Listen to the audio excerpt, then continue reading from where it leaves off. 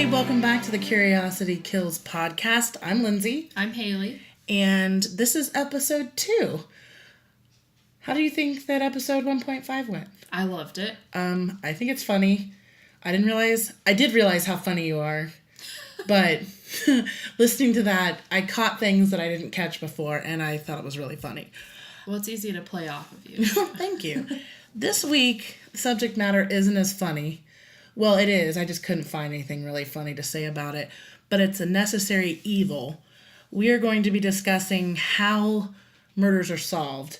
And in order to really do that and serve it justice, we're going to do it in 2 parts. Yeah, we tried to get it into one and just didn't work. It didn't. So this week the first half we're going to talk about first how murders are discovered. There's nothing for the police to investigate if they have no idea it's taken place. Right. I did Google how murders are discovered, and I think that that's probably going to come back and bite me when I apply for my passport. Because, 1, not much came up, and I really feel like that's something that should get you on a watch list. Oh, for sure. Just like Googling chloroform. Yeah, or the anarchist's cookbook. Yeah, that can't be good. Yeah, don't Google that, folks. No.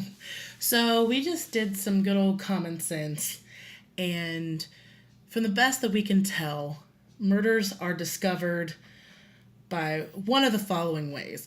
Somebody doesn't show up for work or show up for somewhere they're supposed to be, and someone calls to say someone's missing. Well, if you don't text me within like 30 seconds, yes, I immediately think you're dead.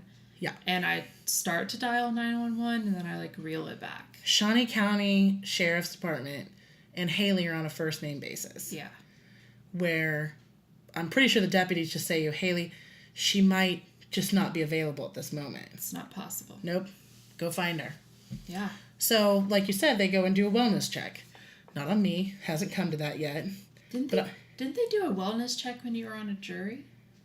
They did. We had a jury member that was very sick, and she was an older lady, and she didn't call in. It was towards the end of the trial, and she didn't show up, and they did do a wellness check, and she was gravely ill.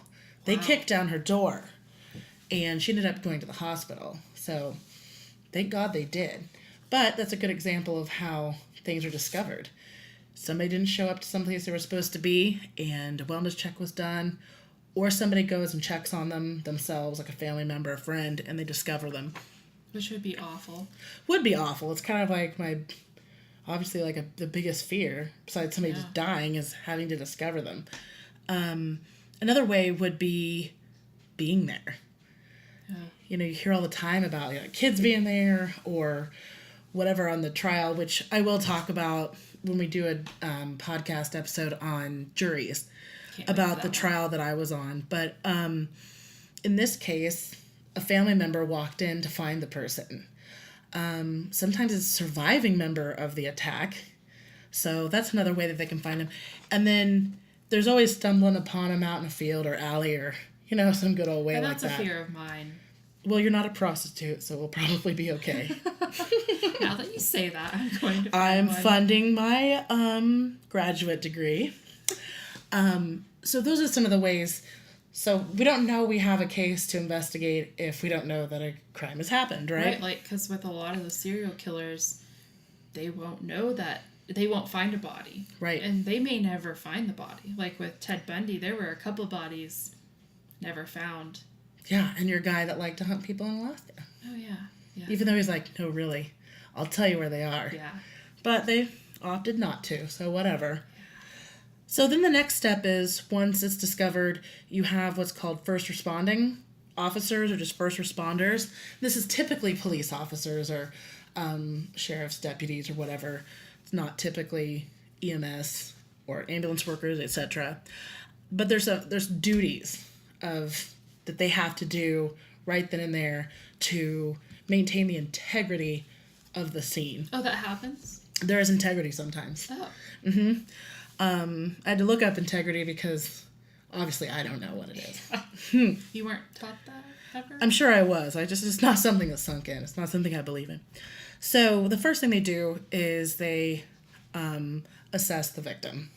dead, alive. So they assess the situation. They assess the situation. And, obviously if they're alive, they're going to call for medical attention because there could be multiple victims. Dead, they continue about their scene. Now, obviously they are going to make sure to take a very direct route and document what route they took. They don't step on the bodies. They try to like splash in puddles of blood because it's fun. Yeah. Yeah, they wear their little rubber boots and it's super fun. And then it gets thrown out of court. Immediately, they start separating witnesses because the problem with having all your witnesses around and talking is, one, that's something very traumatic that just happened to you, so you're all talking about it. And then your memory of it is getting corrupted by someone else's story. Right. And blanks are being filled in that aren't necessarily your own memory of it. Kind of like the game Telephone. Yes, exactly like that. And you want that person... You don't want people asking you questions or anything. You want that witness kind of by themselves, and you'll address them in a little bit. Also need to establish mode of suspect entry and exit so that you can kind of avoid that because obviously there's going to be evidence there. So what if they came in like the Kool-Aid Man? Well, kudos to them if they just Or like, oh yeah, like Ja Rule. Don't get me started on Ja Rule. For Murder Inc.? Yeah. Yes. Yes. He was like, it's our business. I hope people go through the wall like that's what the police do. They go through like the Kool-Aid Man. Just kidding. They're like, we're here. Only in Baltimore. Kidding. Whoa. They Baltimore are all police about... are on it. I have watched The Wire. I was going to say, I am dedicated to that. They were very good in the Adnan case. They repeatedly redeem themselves. All okay? the time.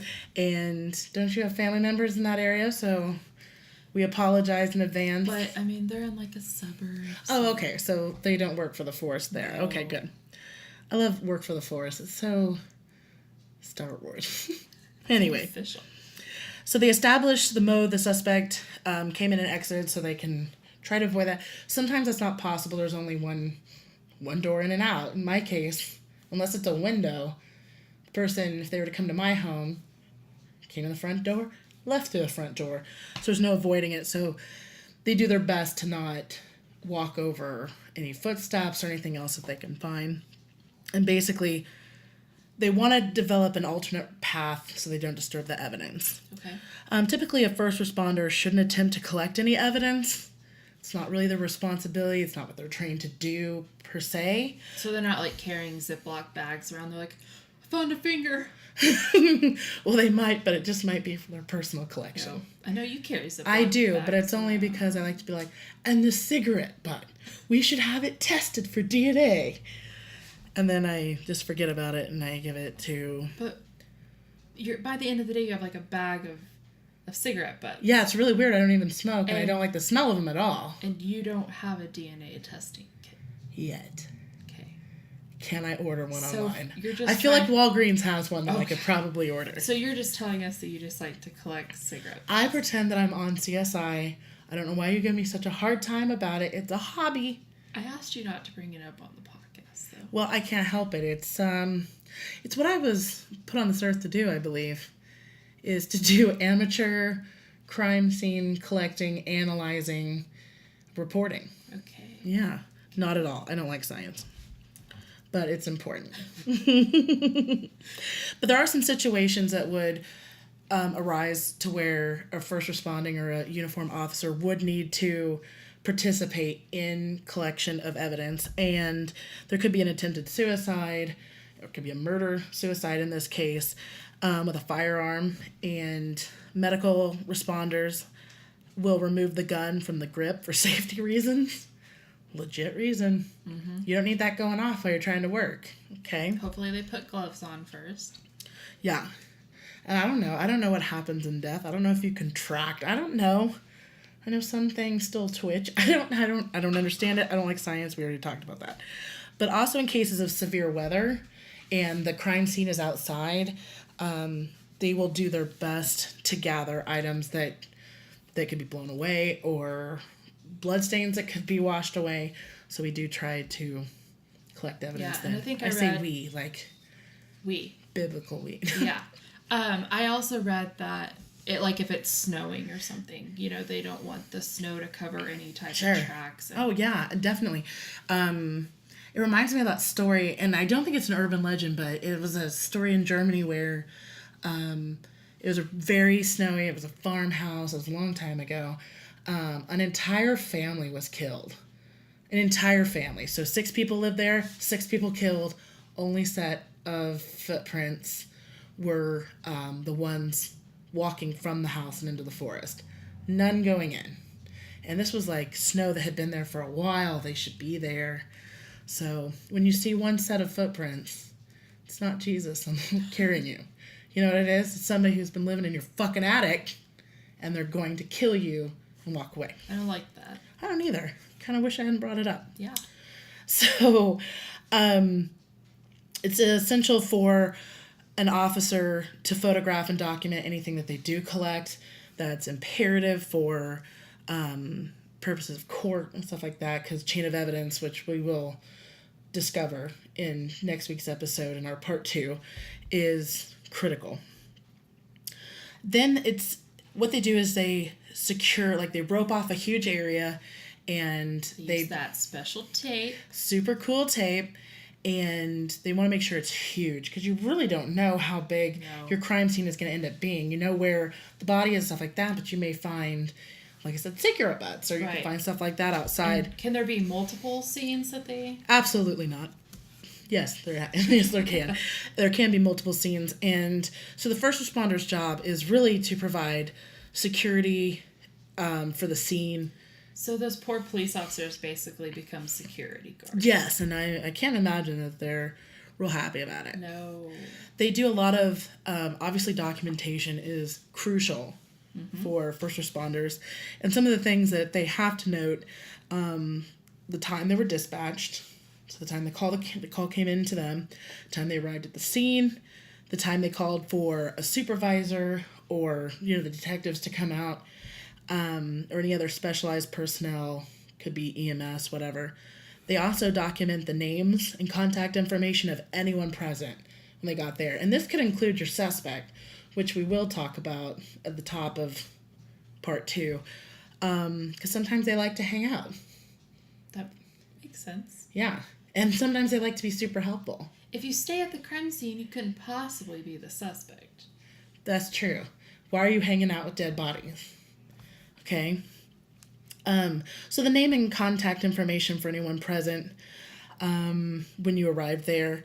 The weather conditions, that's really important, because if, the time of death could vary a lot. Now, we're going to learn that the CSI TV show is not how it works. Sure? Yeah, they made that very clear. TV is always real. Always real, so is the internet. Yes. We know that to be true. Yeah.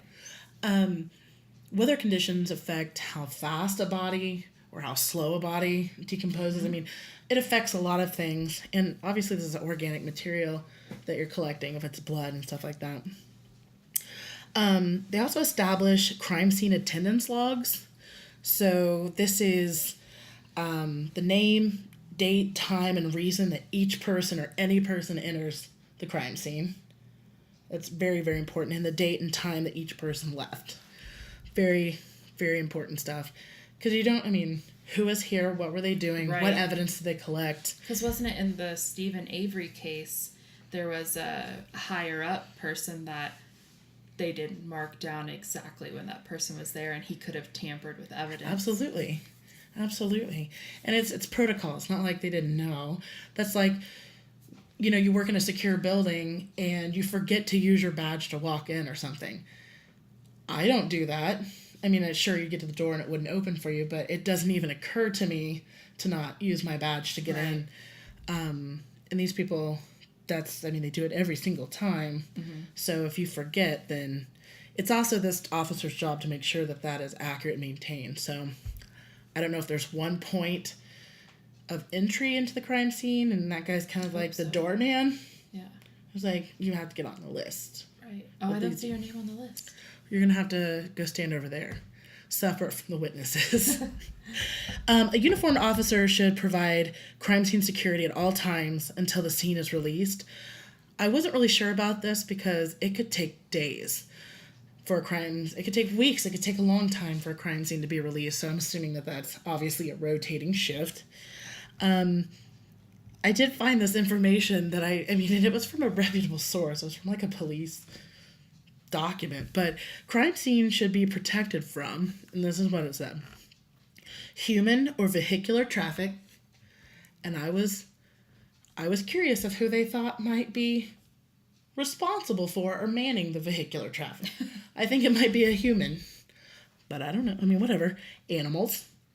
They said to make sure that the crime scene personnel uses personal protection or protective equipment. I'm sure detectives and crime scene investigators love being followed around by uniformed officers saying, "Don't forget to use your gloves." Oh, God. You know, if they don't use their gloves, then that's on them. I kind of feel like. Right. Okay. This one, this was actually in there, and I wrote it down, and I said, this was actually noted. Do not use toilets or telephones within the crime scene. And then I wrote, Well, I mean, if you really gotta go outside. Yeah. No, don't go outside. No. Hold you it. go down to... Down. You have a catheter put in. Yeah. Because this is the job you signed up for. You should have a permanent one if you're a detective. You are the job. Mm-hmm. Yeah. That wouldn't lead to any infection or anything at all. I don't think so. So the next line of people that come in are detectives. And one detective, it's my understanding that kind of runs in like a, okay, I got the last one, so the next person in line is the one who takes over. And the lead detective has several important roles. Obviously, these aren't all of them, but they log in and they do all the things on the activity log that we had mentioned. But they get a full briefing from responding officers and personnel. They want to know the time, they want to know the conditions, they want to know what they found, who was here, where those people are currently at. And then they set up interviews by delegating to officers and other detectives, take this person to this precinct or go talk to this person if they just can get a statement right then and there. So maybe they were just somebody who's walking by or something. But it's important to have their contact information, and you want to be able to contact them as soon as possible to get this information while it's still fresh in their brain. They also examine the body and take preliminary photographs. So besides the first responder that comes in and is like, okay, this person's dead, and I'm sure they're trained on how to, check for a pulse and stuff like that in a way to hopefully not disrupt any evidence maybe on the body. Well, I'd hope that the body would be dead since multiple people have already looked at the body. Do you think the body's like going to spring out and be like, guys, just kidding. I was out. Yeah. Like a light. And then they're just like, okay, guys, wrap it up. Bill did it again. You know what always wakes me up? That attempt at a meat thermometer into my liver. I don't even know if people do that. That might just be dramatized for television. You know, that liver temp? Yeah. They died at 11:22. There's no way to ever. Wouldn't that be amazing if they just Unless had, somebody watched them drop dead. That is the only way, because there's too many variables that can go on that would change how fast somebody would decompose. And you just can't get it down to a minute like that.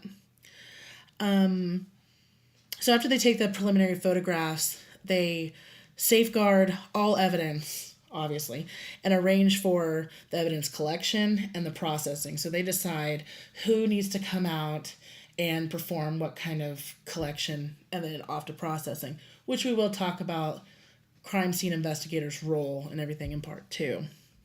If a crime scene investigator, or if the crime scene investigators are not readily available to come to the scene, then the lead detective will photograph, videotape, etc. the scene, because it's important to get everything. I mean, things that you wouldn't even think of. You just do. They have these cameras now that you stick them on a tripod in the middle of the room, and they do a floor to ceiling and probably the ceiling too. I don't even know. It is a 360 photograph, and it is so cool. Yeah, I think those are amazing. They are so cool. Well, it guarantees you get a picture of everything. That's true. Is it kind of difficult? Yeah, because you put it in this place where you hope you can get the most information.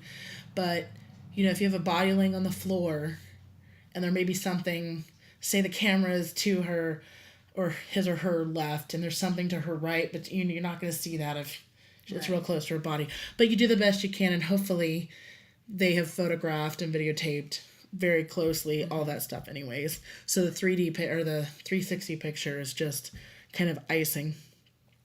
If it's an indoor crime scene and the crime scene investigators can't come out right then and there, then they will seal the crime scene, so the house. They will leave somebody there to be guard. Because they don't leave it alone? No, they do not. They do not. They're not supposed to. Just leave a crime scene so where anybody could just walk in on it. They can do that if it's inside. If it's outside, obviously that's a problem, and they do their best to preserve evidence. Do you think, like, the detective is just, like, laying over the body, just, like, protecting the body from rain? Just like, yes. I will shield you. You know what? I would not doubt that. I'm sure there's people that are that dedicated to the job and finding out what happened, that say somebody's running to the car to get something or a tarp or something, they're doing their best to. I mean, that's hard, though, because you could be dropping evidence. You could be contaminating it by dropping fibers and all kinds of stuff. But that would not surprise me that somebody would go to that level. Once the crime scene is being processed or fully secured, then the lead detective can leave the crime scene and start the interview process with the witnesses or suspects, as we'll learn at the top of part 2. Yeah. So, what Lindsay just explained as the normal way to investigate a crime scene. Sometimes, though, different jurisdictions need to be brought in. And some reasons for a different jurisdiction to get brought in would be, there's a conflict of interest, or maybe, for instance, if there's a federal gun charge, maybe the ATF will come in. And if there's drugs involved, then maybe the DEA will come in. Or if any other jurisdiction had already been investigating a person involved in the crime, then they may have higher power. Or if you live in any place called Ruby Ridge or Waco. Oh, yeah. Then immediately. Every department comes. Yes. The jurisdiction could be a campus, a city, a county, state, or federal. So sometimes, like the Shawnee County Police Department will have a higher jurisdiction than the Topeka Police Department. So that's just an example for our hometown. So it just depends on, a jurisdiction. And another word for a jurisdiction is the lead investigation. So whoever's leading the investigation. So maybe an FBI detective would be the lead investigator. And if also another reason another jurisdiction would get involved is if for instance, let's say a local police department was the one that encountered the body or had to respond to the scene, and maybe they need a different type of equipment that they don't have. They may call on their county police department, or they may for instance, I know that the KBI, Kansas Bureau of Investigation, does lie detector tests for like the Topeka Police Department. Yeah. So, and if the local police department calls on another jurisdiction, the jurisdiction that supplies the equipment or the people has to pay for those things out of their budget. Ooh. So isn't that kind of weird? But you know what? I bet the feds have a much bigger budget. Well, they have tanks. They do have tanks. So... you brought up like conflict of interest, and that reminds me of the Stephen Avery case about after he was released for wrongful conviction, then obviously this crime happens and they suspect him in it. He is in the process of suing the police department or the city or the county. I'm not honestly sure if it was county or city.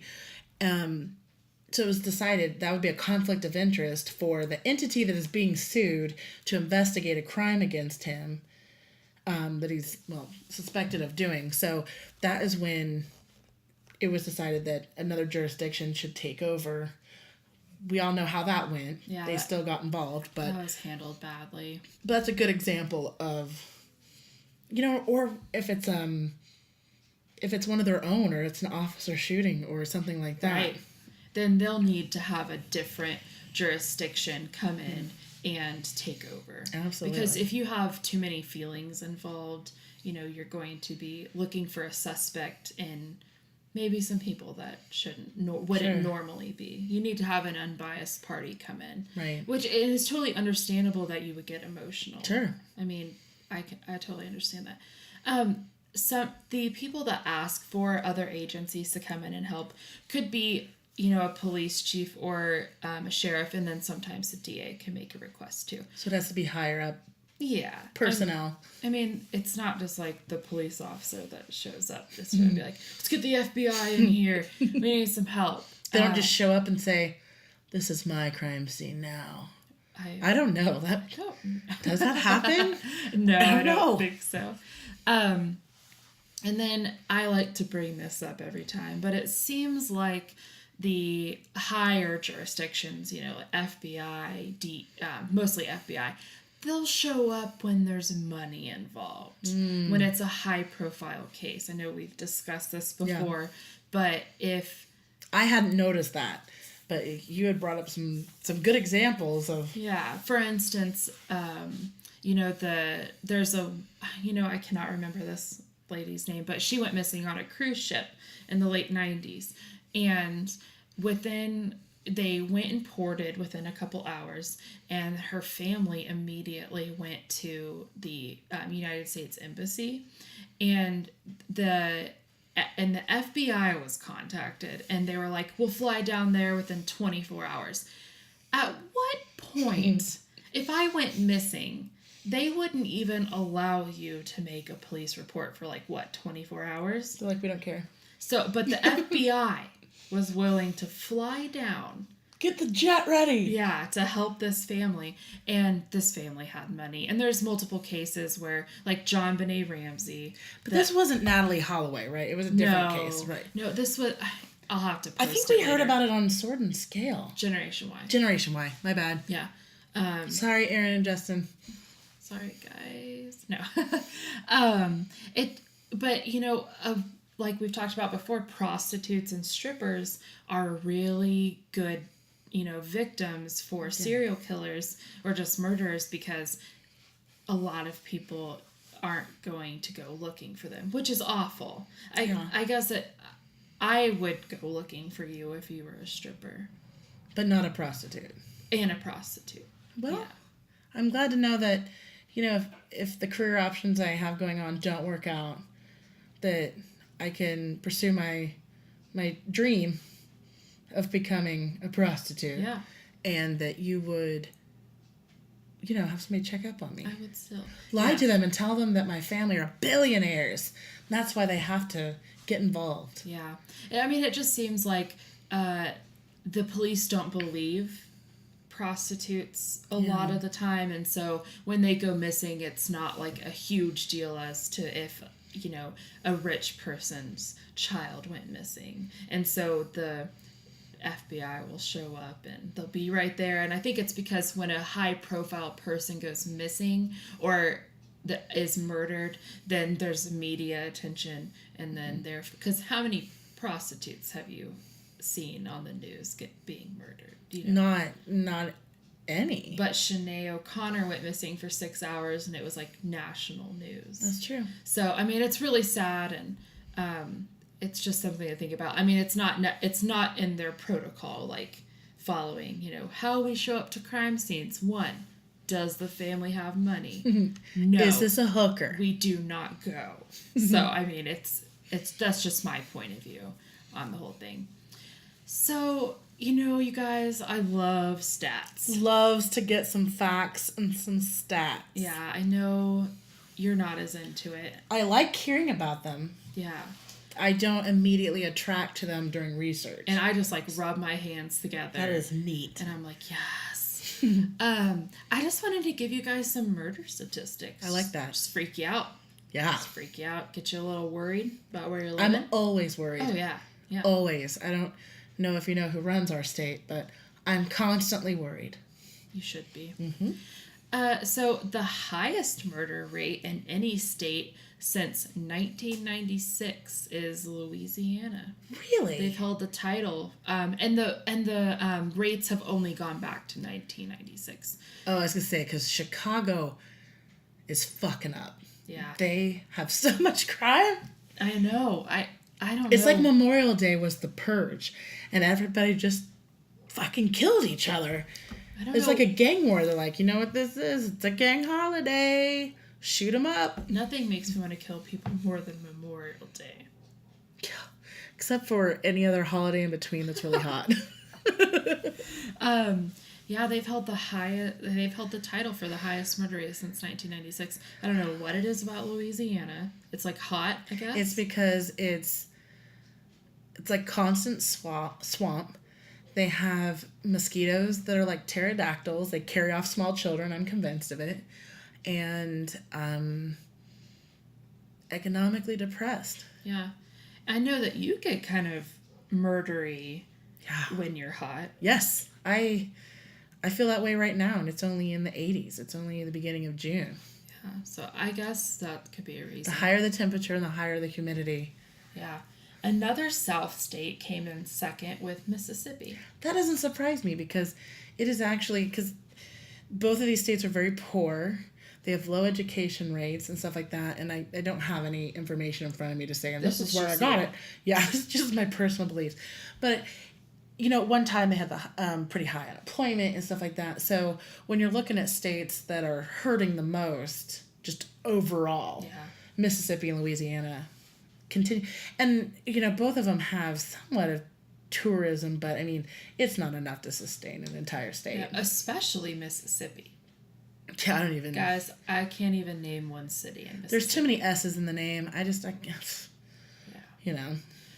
This is going to terrify you. Oh, God. But okay. Missouri is third. The meth capital of the world? I thought that was Osage County. It's the meth capital of domestic abuse and meth capital of Kansas. Again, I don't know if that's true, but I'm pretty sure.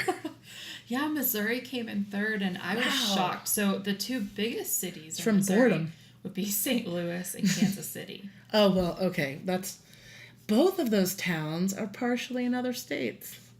Mind blown. Yeah. At least I think that's true about St. Louis.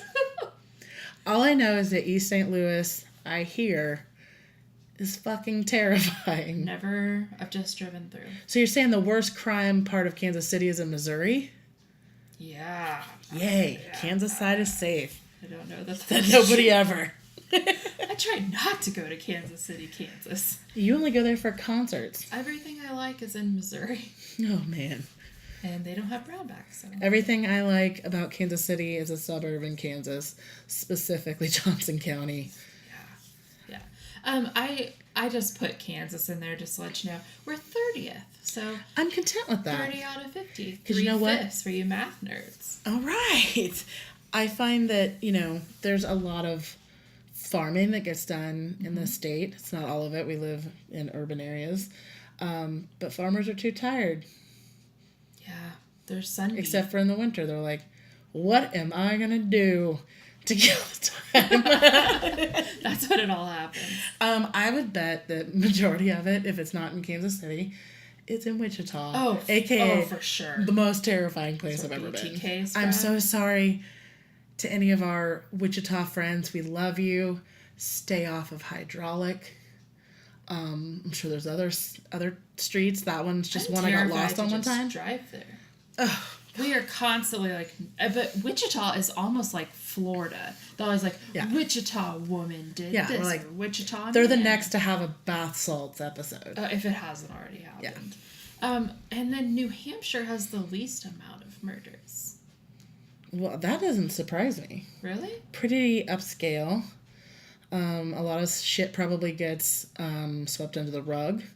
A lot of politics. Everyone just has like their winter cabins there, so like That's nobody right. really lives there. Yeah, there's a lot of property tax being paid, but not a lot of people living there. Mm-hmm.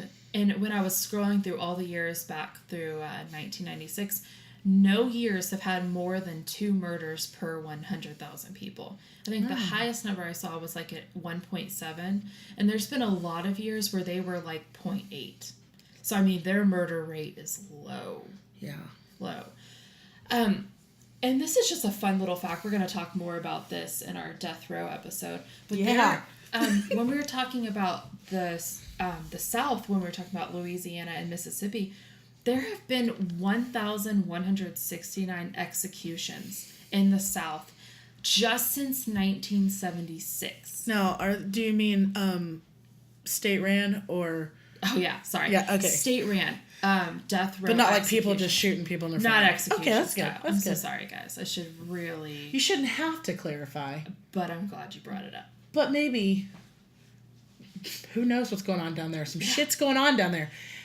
Are those? I'm assuming that they don't consider that murder. It's not part of their numbers. Let's not get into that. And the second highest rate was the Midwest at 179. So there is a huge discrepancy. Almost 1,000 more in the South than there have been in the Midwest of death row executions. Is that a number of the disparity between the number of states in our area that have the death penalty versus there? Because all I can think of is Texas. But that's the only one I know of in the, Well, we'll talk about that more in our death row. When I will tell you this, just a little fun fact before we get into it. The most states that I saw that have upcoming executions were Texas and Ohio. Wow. And Ohio, as we'll learn later, is because they haven't been able to get the execution drug. So they had to talk reschedule. About that in that episode. It's a sad subject, but it's fascinating. I can't wait to learn why it's so hard for them to get their hands, because we hear about that they're having to put these things on hold to get a hold of the proper cocktail. I just want to talk about what they eat for the last meal. Yeah, we have some weird questions. Yeah. Who cleans out that cell? Who receives that box of like their stuff? Their books and stuff. Yeah. In 2014, because the data only goes back to 2014 for right now, I think they're still working on 2015, there were 14,249 murders in the United States. That's out of just a little bit less than 319 million people. Jeez. And now for the rate of,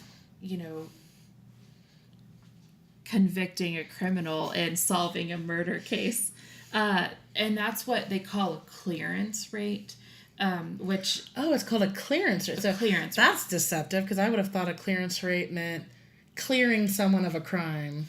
Yeah. But no, that's not the case. Yeah. It's closing a case. Mm-hmm. Okay. It means that a clearance rate is defined as a case that ends in arrest or the culprit is identified without the possibility for arrest, for example, if the suspect has died. For example... John Benet's parents. We know who did it. We just didn't arrest them. Yeah. Just kidding. I have no idea. They did it. The son did it. Whatever. We'll talk about that later. We will. But the son did it. Yeah. The homicide clearance rate in the United States is 64.1%. No, it's better than I thought. So that's, nearly 2 out of 3 cases are solved. But you're saying that says 2 out of 3 ain't bad? But when you compare that to the clearance rate in the 1960s, it was at 90%. Yeah. Well, I don't... kind of stunned silent about that. I honestly thought, until I was doing this research, that it would be easier to catch criminals now. You know how I feel about Freakonomics and that whole thing about abortion becoming legal and, and gang violence and all that stuff? They're just, from the 60s to the 90s, so much developed in crime. Mm-hmm. Obviously the 70s was super murdery. 90s has been the most murdery. It is. You were with me at a family function for Memorial Day, and I had asked the elders, I don't know why I called them that at all. Because they're older than you? That is correct. Were you guys not terrified while you were living in the 70s? None of them were. So... I don't think the media coverage was as big back then. Must not have been, because... But now, as we're looking through it, we're like, holy shit. Yeah. You could have been killed by Like, how dare you bring kids into this? You could have been killed by Henry Lee Lucas like at any time. Oh, yeah, yeah. He's gonna Dahmer. No, Dahmer was later. Bundy. Sorry, guys. Bundy. Yeah, Bundy. But only if you're in California, Utah, Just any of those states. Yeah. And the reason that murders have become harder to solve is because of the relationship between police and the public. For some reason, the public does not trust the police.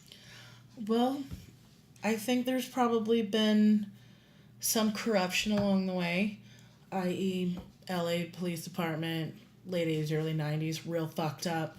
Look into it. Baltimore's a mess. So somewhere along the way, I mean, this stuff doesn't just happen. You have to cultivate this dynamic. So DNA analysis has helped, but there's a no snitch policy that's really affected. That's always in effect. You and I have that. Snitches end up with stitches, as they say. Didn't you read a thing saying that snitches were below pedophiles? I ordered 2 really cool books. I mean, that doesn't include the one that we received from Jenny, the 101 People You Won't Meet in Heaven.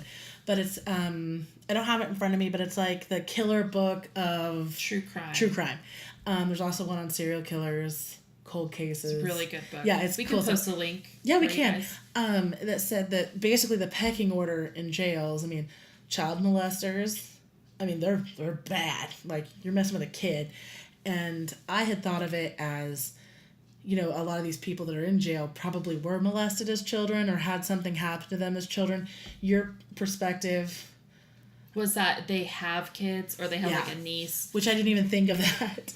But the absolute bottom feeder in jail is a snitch. The only thing worse than a pedophile is a snitch. And I guess I thought it was pedophile and then maybe a snitch, but that was interesting. Yeah. Here's a scary little stat for you guys. 200,000 murders have gone unsolved since the 1960s.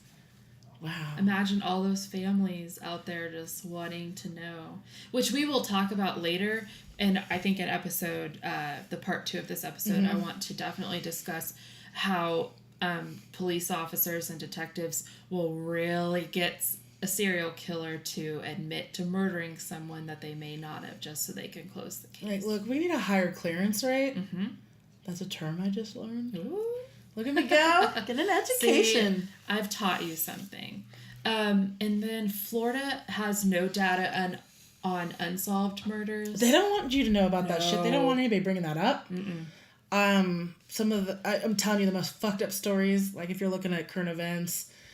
is Florida. Like I don't know what's going on down there. Florida woman. Whew. I mean, that's where Bundy was arrested. Island but I mean, Warnos. people who live there. Ooh, said her name without saying alien. We've come a long way. We have, guys. We're learning. We are. DC has the highest unsolved murder rate. Wow.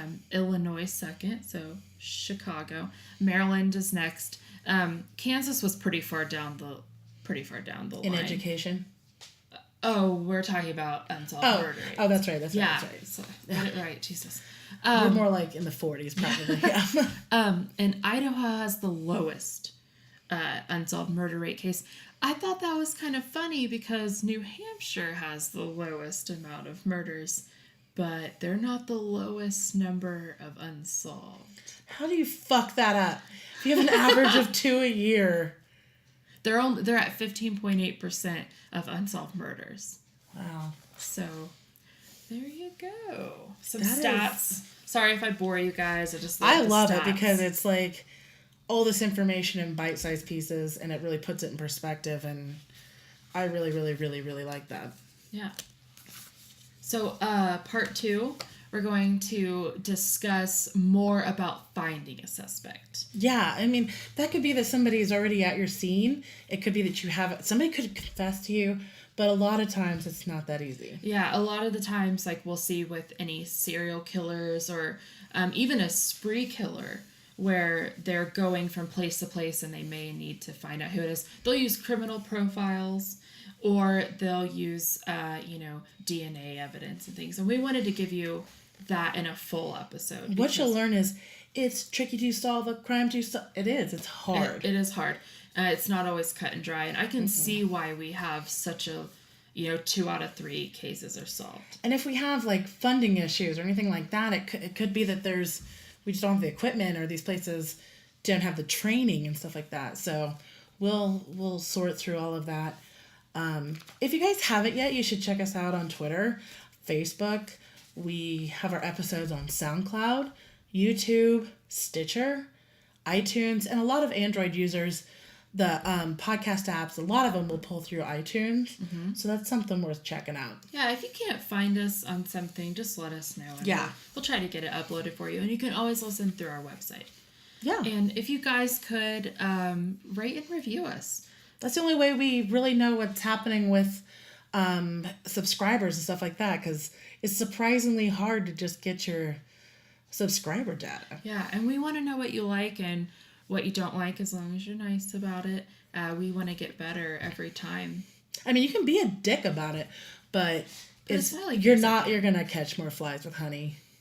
I mean, if you're just gonna rail on somebody, well, if I can't do that and that's all I want to do all day long, then we're probably not going to pay you too much mind. But we would love sincere feedback of what you do like and what you don't like, and stories that you have, or things that add to the episode that that contribute to it, or stories and facts that that's always interesting to us. Yeah, we love it.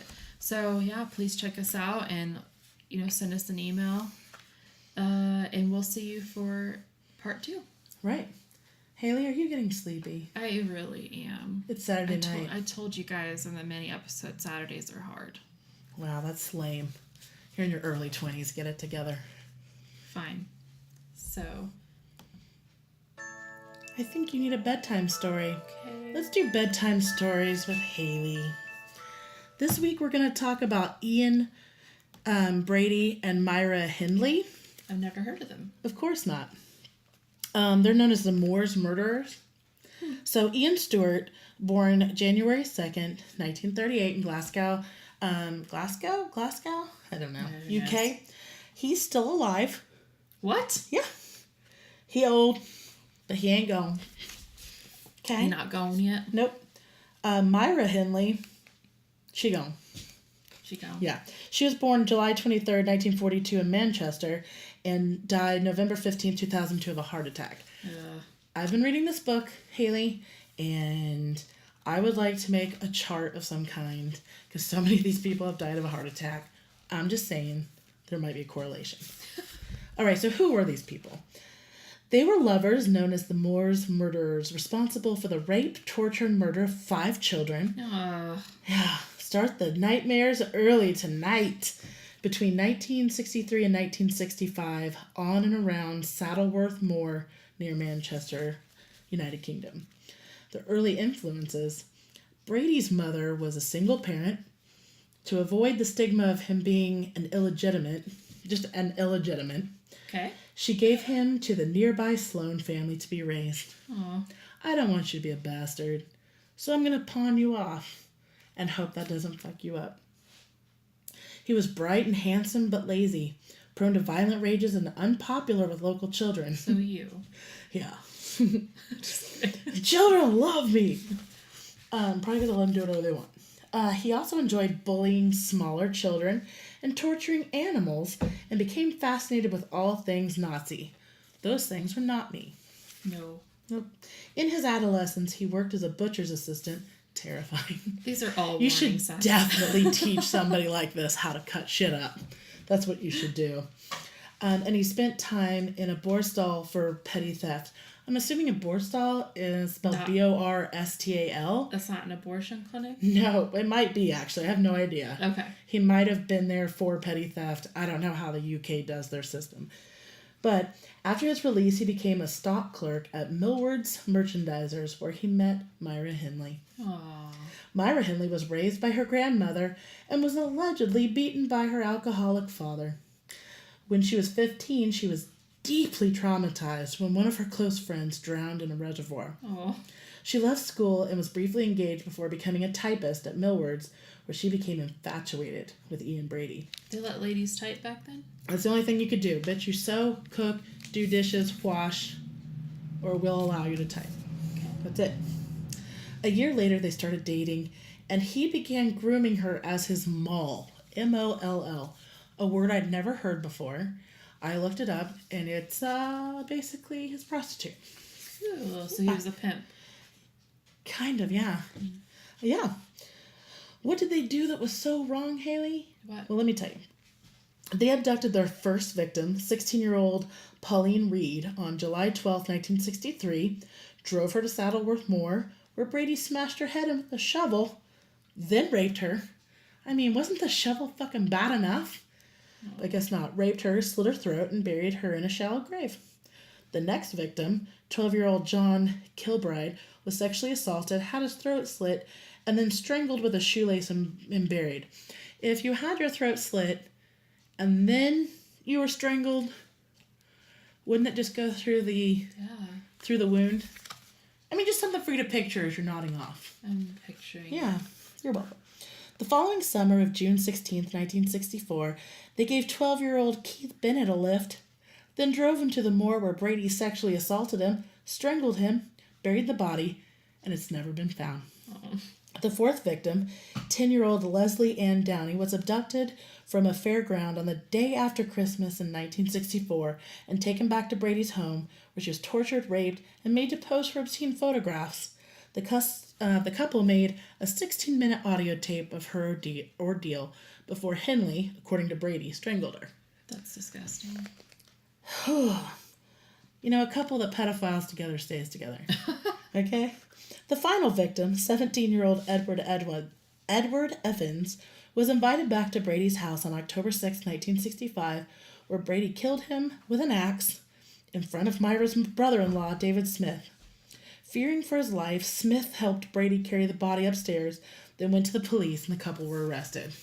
Like, dude, I came over for a fucking barbecue, not to help you axe murder. Why would you murder someone in front of a family member? I mean, shouldn't you, lead up to that to see if they're cool with it? Yeah, test the waters. Like, Avery, let's just douse this cat in gasoline and throw it over the fire and see what happens. If you guys are cool with it, we'll move on. And if they're not cool with that, you know that you them. can't murder people in front of them. So their body count, they tortured, raped, and killed 5 children over a 2-year period. Famous quotes. I know these are your favorites. They are. They give me tattoo ideas. I reached the stage where whatever came to mind, get out and do it. YOLO. He was the original YOLO. He was the original Nike slogan. I think Nike took that slogan from them. Nike took the name Nike from Greek mythology. Boom. Stop it. I know. I led a life that other people could only think about. Or read about, you psycho. It's done. It's the messiest yet. It normally only takes one blow. Both of those were from Ian Brady. What a charmer. All right, Haley. Only one story. So now it's time for you to go to bed. Tell our listeners good night. Good night, guys. Thanks Good night. We'll see you for the next episode.